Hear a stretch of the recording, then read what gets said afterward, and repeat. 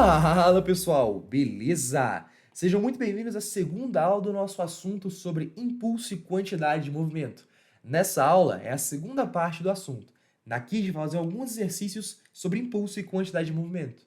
Teve uma outra aula, a aula teórica do assunto, que a gente já abordou. Então, dá uma olhadinha lá primeiro para depois ir para esse vídeo, beleza? Primeira questão que a gente vai fazer, eu peguei essas questões da nossa plataforma Geek, inclusive algumas estão até com gabarito, porque aqui a gente vai conferir o gabarito, beleza? Vamos primeiramente fazer a questão 1. Em uma reportagem sobre savanas africanas, foram apresentadas informações acerca da massa e da velocidade de elefantes e leões, destacadas na tabela abaixo. Inclusive, essa questão é uma questão de vestibular, ó, da URJ, Universidade Estadual do Rio de Janeiro. Determine a razão entre a quantidade de movimento do elefante e do leão. Galera, razão é nada mais que uma divisão. Uma divisão entre o quê? Entre a quantidade de movimento do elefante, que vai ficar em cima, né? Vai ser o nosso numerador.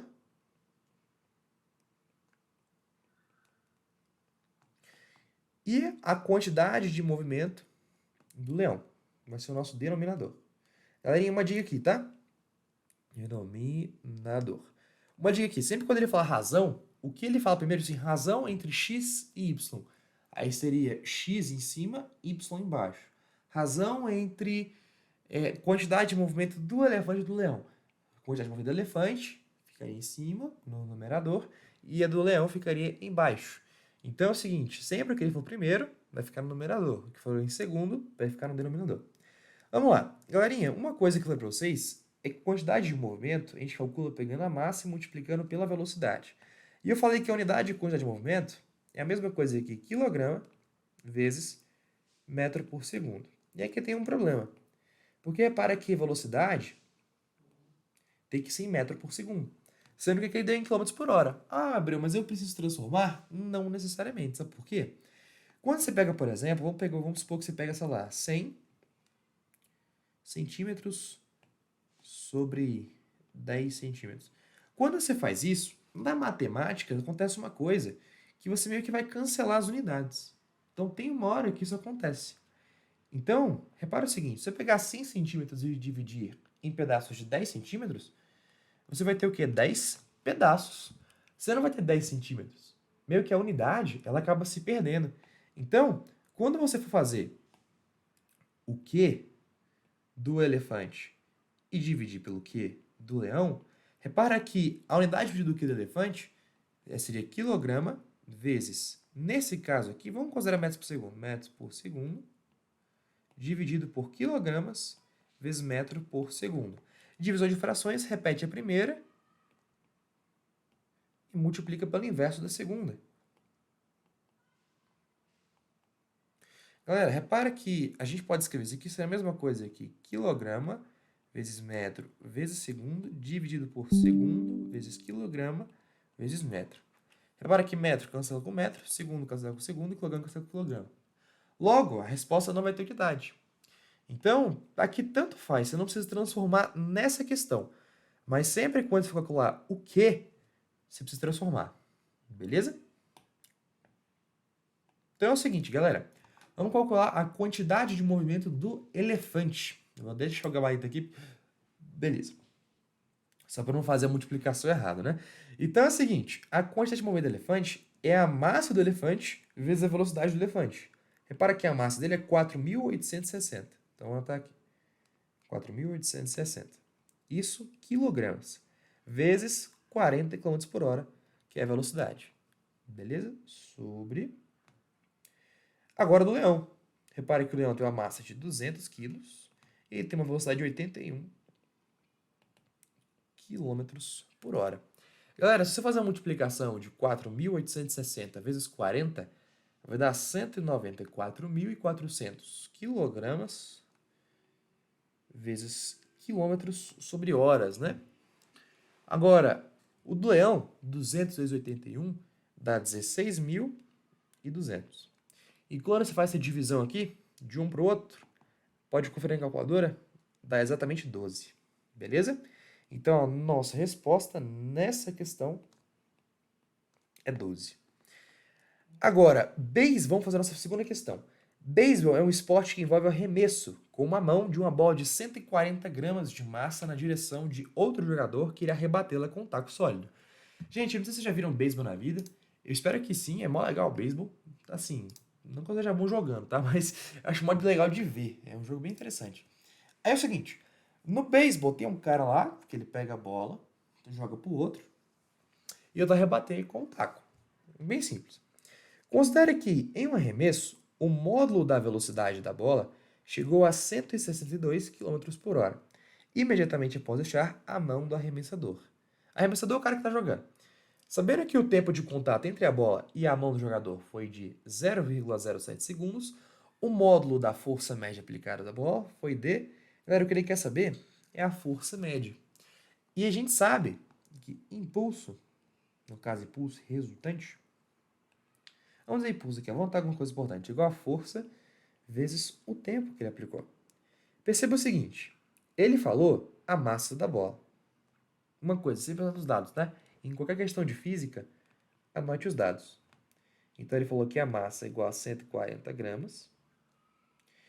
Ele falou também que a velocidade da bola, a partir do momento que ela é solta, ela é 162 km por hora.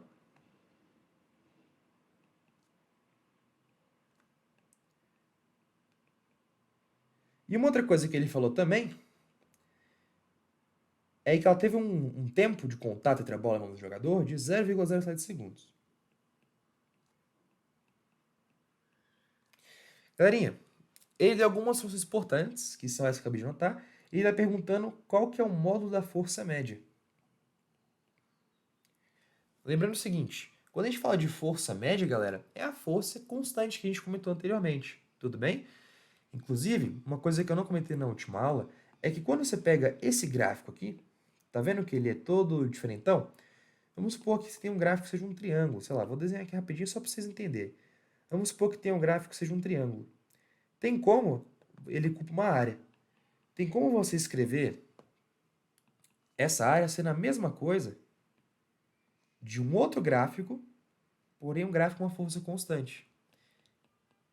Então repara que aqui é uma força variável. Vamos supor que aqui tem área 50.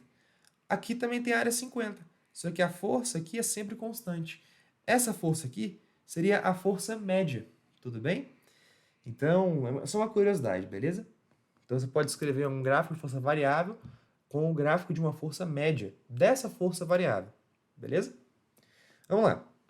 Então ele quer saber a força média. Galera, a gente viu na última aula aquela questão da segunda lei de Newton, que força resultante é igual a massa vezes a aceleração. A gente viu todo aquele rolê, né? Que a aceleração é igual a ΔV sobre ΔT vezes a massa é igual a força resultante, enfim. E que ΔT vezes essa força resultante é igual a massa vezes a variação da velocidade. O que eu fiz foi pegar aqui e passar para o outro lado multiplicar. Galera, temos então uma fórmula. E essa fórmula aqui a gente vai usar para resolver a questão. Beleza? ΔT é quanto? 0,07 vezes a força resultante que eu quero saber. Gente, nesse caso aqui a força resultante é a força média. Tudo bem? Vai ser igual. A massa, repara o seguinte, a massa está em grama. Para transformar para quilograma, tem que dividir por 1000. Ou seja, vai ficar 0, é isso aqui, 140 quilos. Quilograma. 0,140 kg vezes a variação da velocidade. Repara que... Ixi, galera, deixa eu carregar aqui meu notebook, que tá com um pouco de bateria. A bateria dele tá viciada, cara. Deu uma raiva disso. Comprei um notebook há 2 anos, tá viciado a bateria. Tipo, muito complicado. Mas também eu usei, tipo assim, pra pandemia, eu usei mais de 15 horas todo dia esse notebook. Era bem intenso o uso dele. Aula online também, né? Enfim. Então é o seguinte, e a velocidade que ele falou? 162 km por hora. Só que tem um porém. Lembre-se que para usar essa fórmula aqui, segundo a lei de Newton, tem que estar no SI, o Sistema Internacional de Medidas. Então, para a gente colocar 162 km por hora em metros por segundo, aqui ó, seria igual a 45 metros por segundo, fazendo a divisão por 3,6. 45. Beleza? Então, é o seguinte. Então, vai ficar da seguinte maneira, ó. vai ficar... Ah, galera, se bem que a gente não nem ter colocado esse carinha aqui pra cá, né? Enfim, vamos passar ele pro outro lado de novo. Força resultante vai ser igual a 140 vezes 45,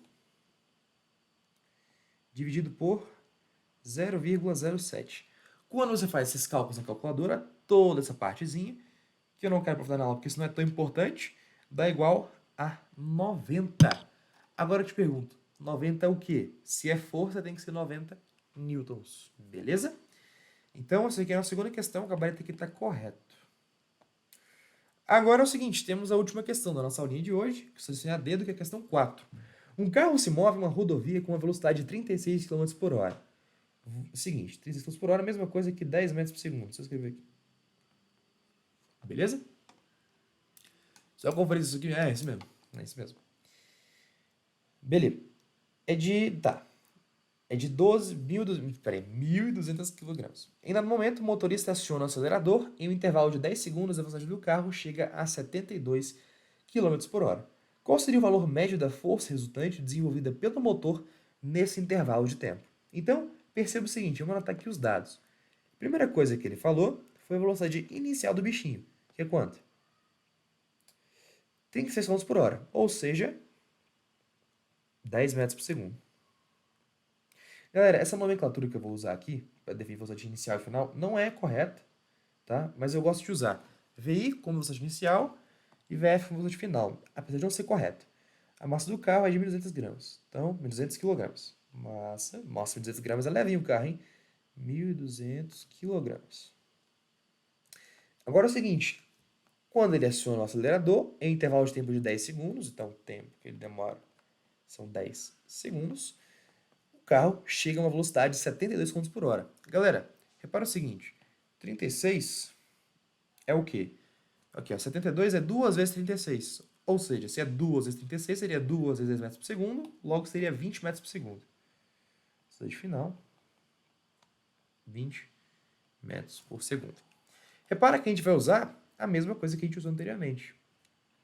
Minto, não usar não. Repara o seguinte. Aqui a gente tem velocidade inicial e velocidade final. Beleza? Não, é isso mesmo, né? Eu tô ficando doido, galera. É isso mesmo. Então é o seguinte. Vamos lá. A gente viu anteriormente que a força resultante de um corpo é igual a massa vezes sua aceleração. Força resultante vai ser igual a massa vezes o ΔV sobre ΔT. Repara que o ΔT que está dividindo pode usar para estar multiplicando, porque ΔT vezes a força resultante vai ser igual a massa do objeto vezes a variação de sua velocidade. Chegamos a uma fórmula. Ele quer saber o que é mesmo? Valor médio de força resultante. Mesma coisa de antes. Quer saber a força resultante equivale a quanto? Então, esse ΔT aqui não precisa passar para o outro lado, não. Como a gente quer descobrir a força resultante, tem que isolar ela na equação. Beleza? Repara o seguinte, força resultante vai ser igual. Quanto é que vale a massa? 1.200. Já está em quilograma, não precisa transformar. A variação da velocidade inicial menos final. Perdão, final menos inicial. Repara o seguinte, quanto que é final? 20 menos inicial, que é 10. Se cria 20 menos 10, que é quanto? 10. Sobre o tempo foi 10 segundos. Ou seja, 10 corta com 10, a força resultante seria igual a 1.200 newtons. E o gabarito está correto.